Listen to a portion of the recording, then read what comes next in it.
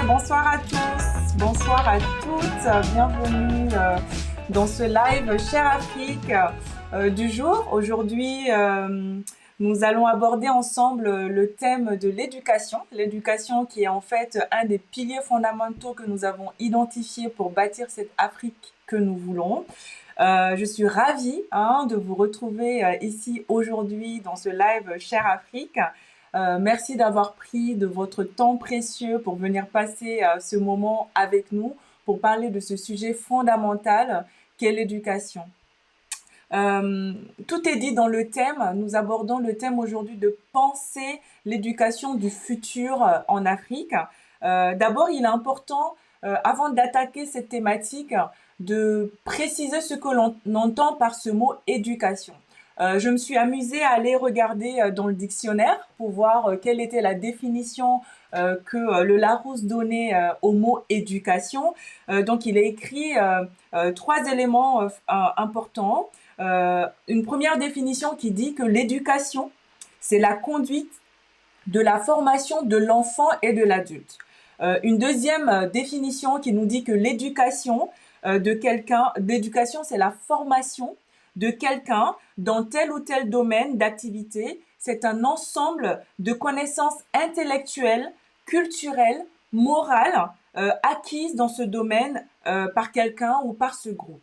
Enfin, on a une autre définition qui nous dit que l'éducation, c'est la connaissance et la pratique de bonnes manières, des usages de la société, le savoir-vivre.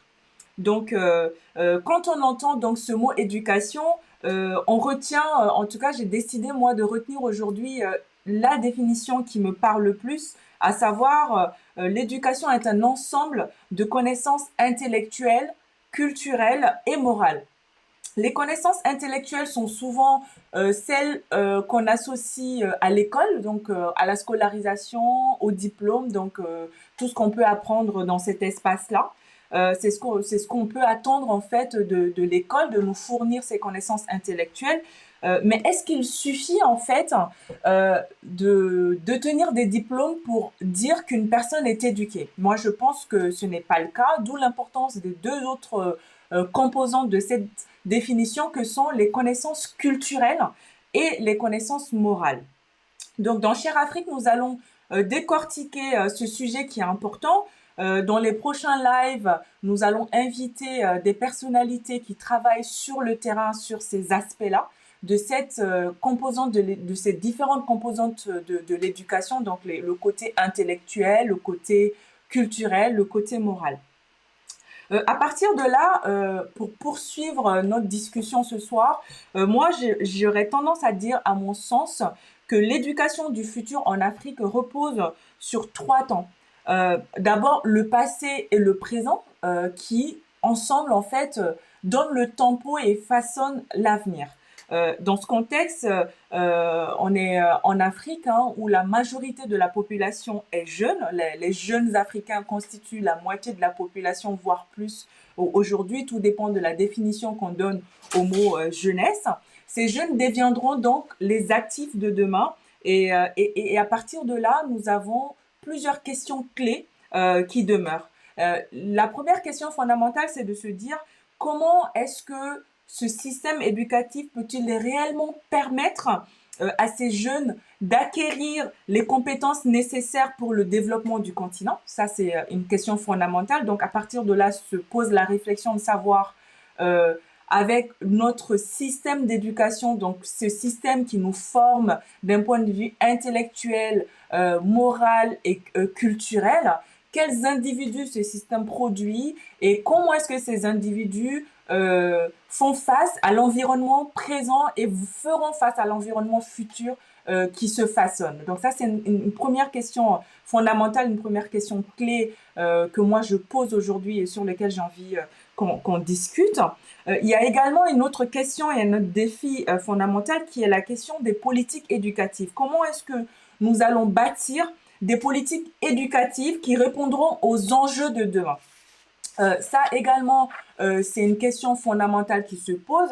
On a les enjeux du système éducatif africain qu'on ne peut pas ignorer aujourd'hui, qui portent à la fois sur des questions de ressources, que ce soit des ressources humaines, donc les formateurs, toutes les personnes qui participent à ce travail éducatif, mais également des ressources matérielles. Et donc, nous pouvons naturellement, dans ce cas, parler de quelques questions aussi sur lesquelles il va falloir réfléchir et sur lesquelles nous allons poser le débat ici dans Cher Afrique avec mes prochains invités sur cette thématique éducation.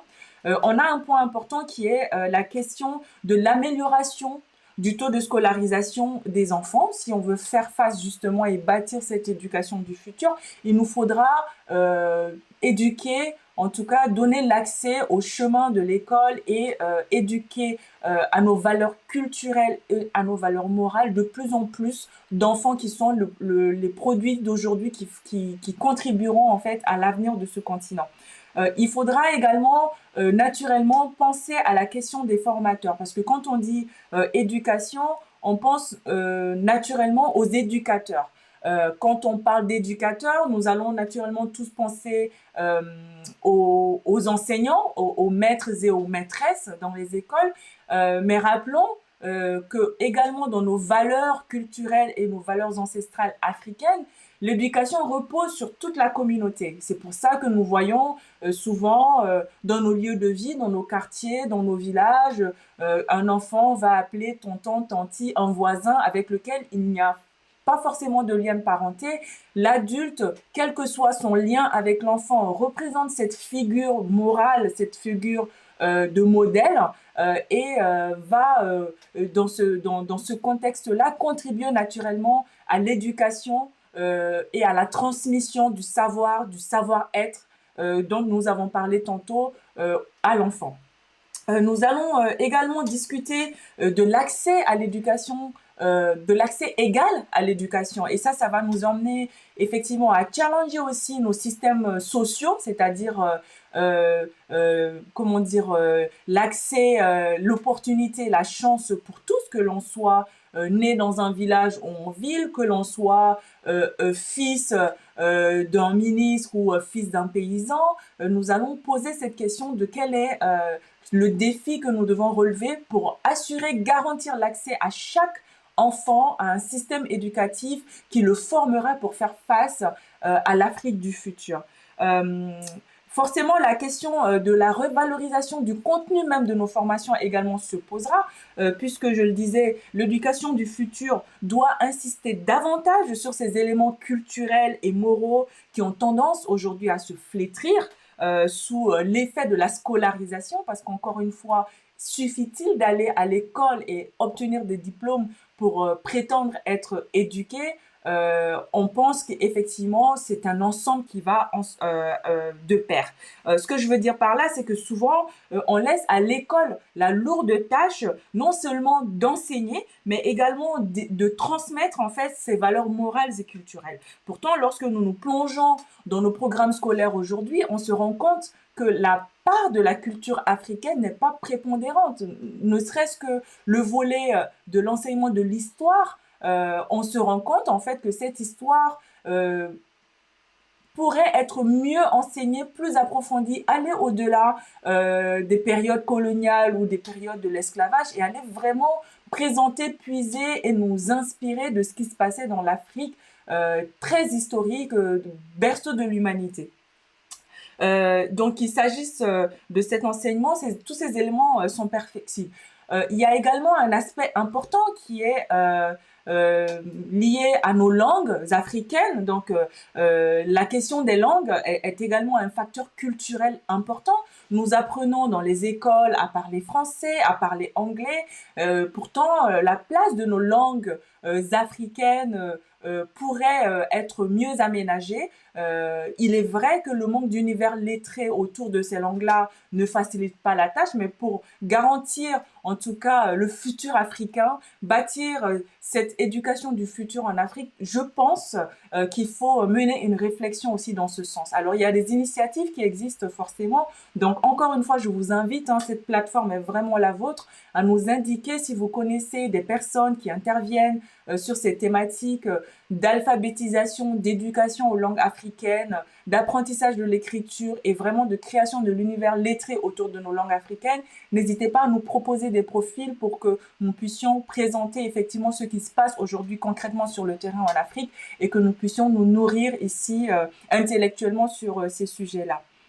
Une fois que nous avons posé ces constats clés et que nous avons reconnu que l'éducation comprend donc un ensemble autour des connaissances intellectuelles, culturelles et morales, nous allons essayer de réfléchir ensemble à quoi devrait ressembler l'éducation du futur en Afrique. Parler d'éducation du futur, c'est également parler du monde futur. À quoi pourrait ressembler ce monde futur? Quelles sont les qualités qu'un Africain devra avoir pour prendre pleinement sa place dans ce monde futur? À l'heure actuelle, nous avons pris de plein fouet l'épidémie du Covid-19. Nous avons vu tout d'un coup voir les enfants devoir rester à la maison et ceux qui ont réussi à suivre une scolarité à peu près normale sont ceux naturellement qui avaient accès aux nouvelles technologies, à Internet, à un ordinateur. Donc naturellement, la question du digital s'impose à nous. Donc moi, je dirais que l'éducation du futur est une éducation digitalisée. Et en introduction du propos, j'ai beaucoup insisté sur nos valeurs et nos connaissances ancestrales et culturelles. On a le fameux proverbe qui nous dit en Afrique, un vieillard qui meurt, c'est une bibliothèque qui brûle. C'est une phrase qui a été dite par le vieux sage Amadou Hampâté-Bâ. Et on se rend compte que traditionnellement et culturellement, nos valeurs culturelles étaient transmises dans des cadres qui ont tendance à disparaître de plus en plus. Ce sont des cadres initiatiques, des rituels, et donc le rythme de vie que nous avons aujourd'hui, l'urbanisation galopante, l'assimilation même et la perte d'identité de repères dans nos populations font que nous perdons cela de plus en plus.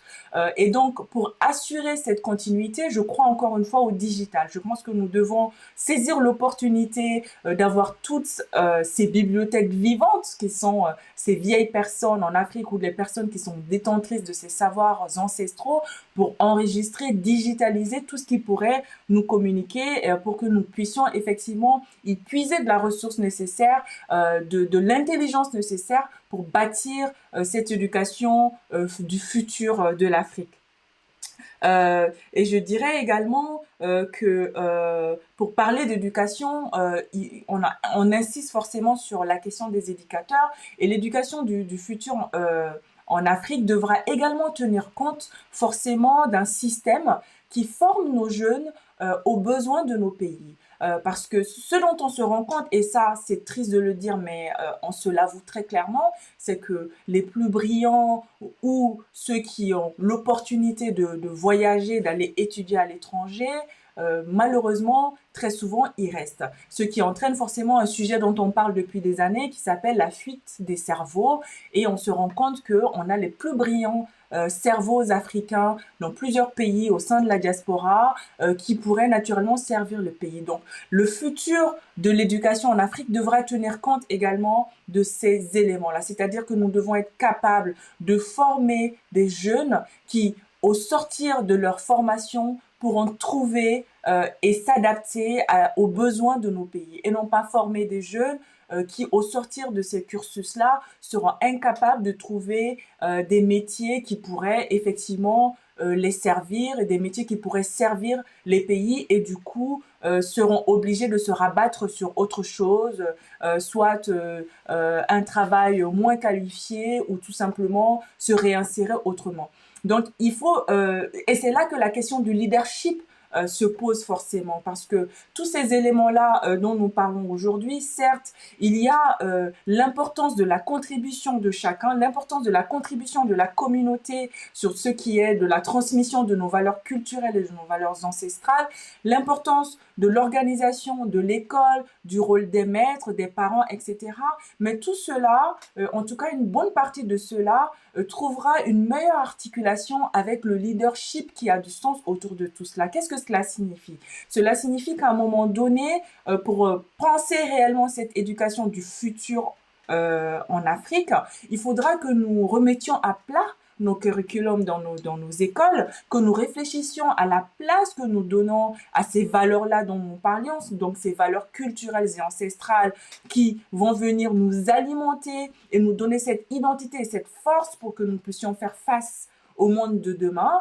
Il faudra également que nous intégrions dans nos formations et dans notre façon d'enseigner dans les écoles, ces outils qui viendront armer ces enfants et ces jeunes pour faire face au monde qui les attend, qui est un monde digitalisé.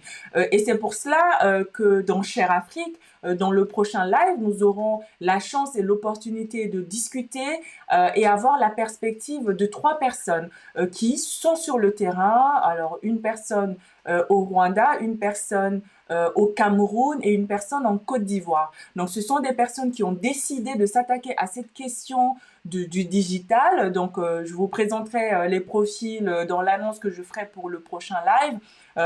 Et qui ont décidé de former, par exemple, des jeunes Africains au codage. Alors, on sait très bien que le code, c'est quelque chose qu'on retrouve partout. Même en ce moment, nous pouvons nous parler en live grâce à ces éléments-là.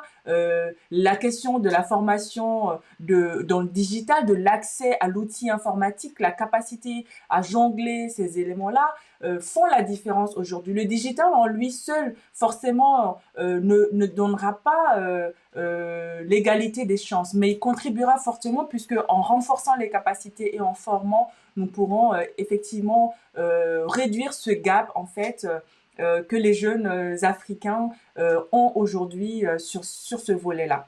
Donc, pour résumer et pour laisser place aux échanges, et je viendrai défiler tout à l'heure les différents commentaires que je vois défiler à l'écran pour qu'on puisse avoir un échange un peu plus interactif, je dirais, pour résumer mon propos, que pour savoir où on va, il faut savoir d'où on vient. Donc, moi, je suis convaincue que l'éducation du futur en Afrique repose pour une partie importante sur nos connaissances traditionnelles et nos valeurs culturelles et nos valeurs ancestrales.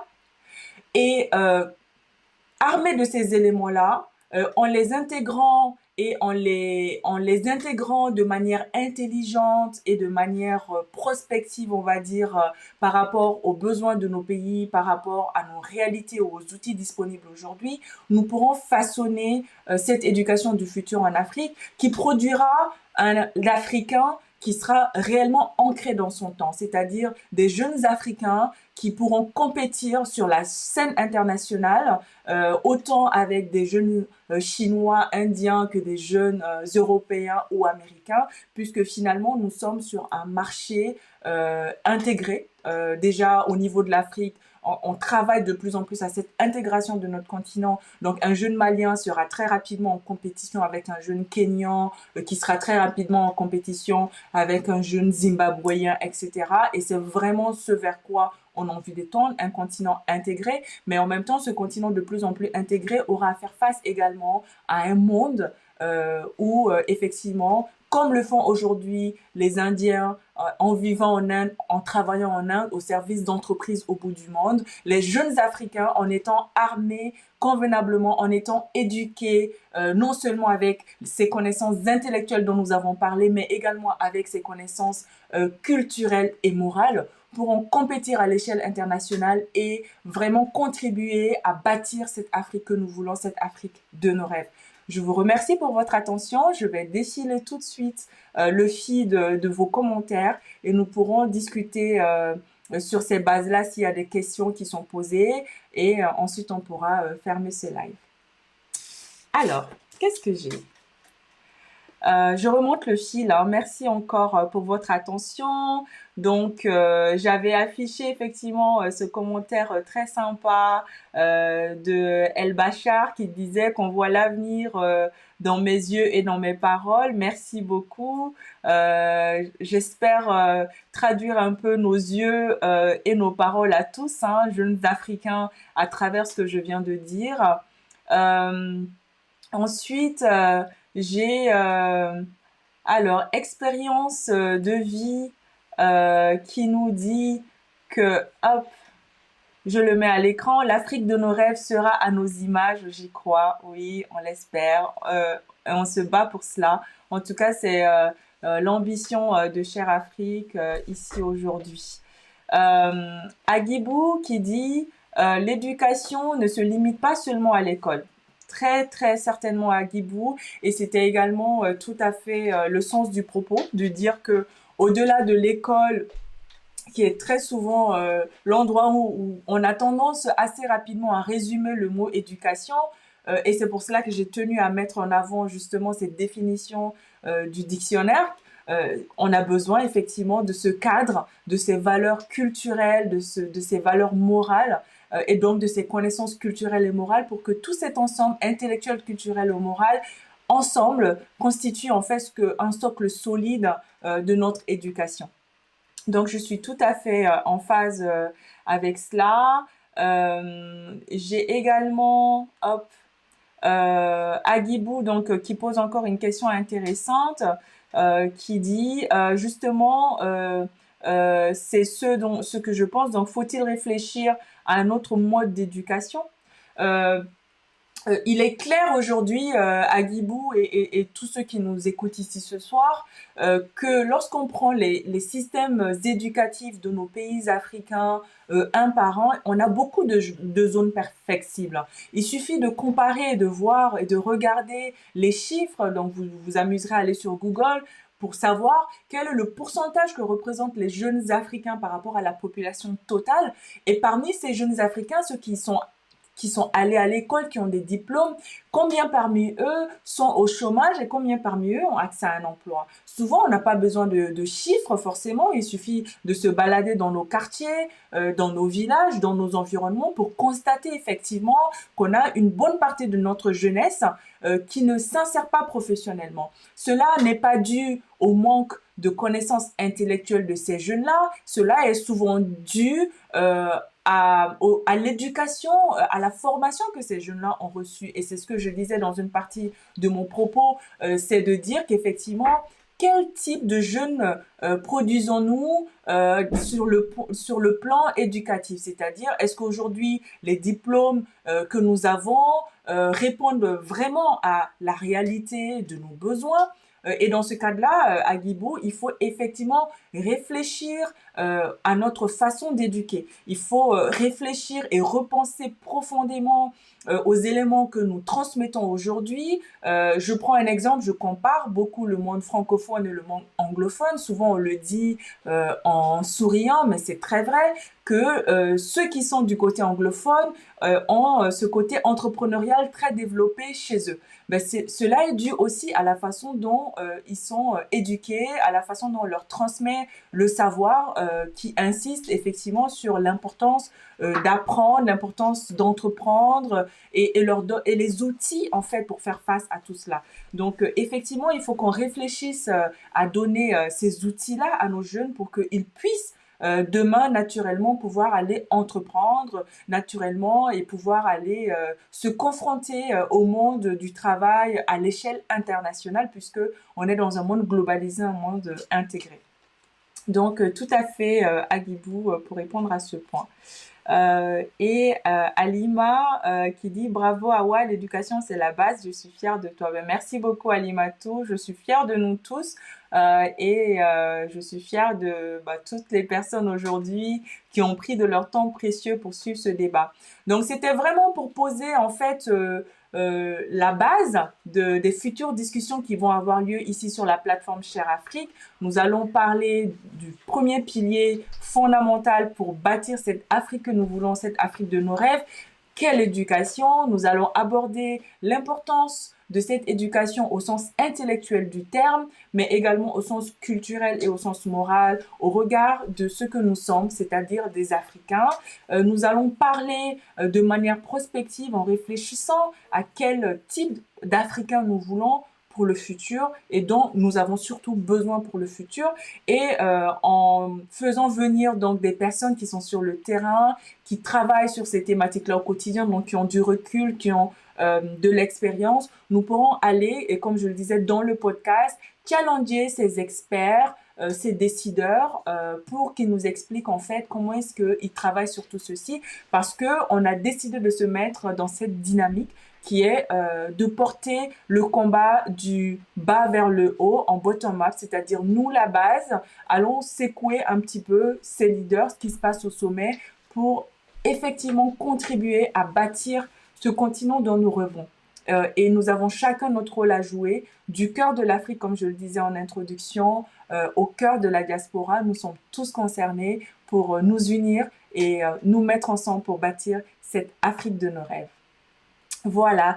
Et ben, sans plus tarder, nous allons mettre fin à ce live d'aujourd'hui. S'il n'y a plus d'autres questions dans le feed, je pense que le débat est posé. N'hésitez surtout pas à nous envoyer un petit message sur la page Share Afrique avec vos suggestions de noms d'intervenants sur cette thématique éducative, que ce soit des personnes qui sont sur le terrain, que vous connaissez, qui ont développé des méthodes d'apprentissage innovantes, intéressantes, que ce soit des plateformes que vous connaissiez. J'ai vu quelqu'un qui a cité Afrilang tout à l'heure sur la question des langues et c'est tout à fait pertinent, mais également que ce soit des experts, des personnes qui font de la recherche sur ces sujets-là, qui ont des résultats concrets que nous pouvons présenter pour que justement nous apportions et nous nourrissions la réflexion autour de nos curriculums en Afrique, que nous puissions effectivement imaginer le futur de nos enfants, notre propre futur sur ce continent et dans le monde en étant armés, en étant tout simplement des Africains du futur, des Africains inscrits pleinement dans leur temps. Voilà. Je vous remercie infiniment et je vous dis à très bientôt dans Share Afrique. N'oubliez pas de souscrire à la page YouTube Share Afrique, CHERAFRIK, à nous suivre sur Facebook et je vous donne rendez-vous ici, même lieu, même heure, vendredi prochain à 20h GMT pour le live Share Afrique et nous aurons l'opportunité d'échanger avec mes invités autour de cette thématique cruciale qui est le digital, le numérique dans l'éducation. Voilà, merci à tous, à très bientôt et excellente soirée à tous. Au revoir.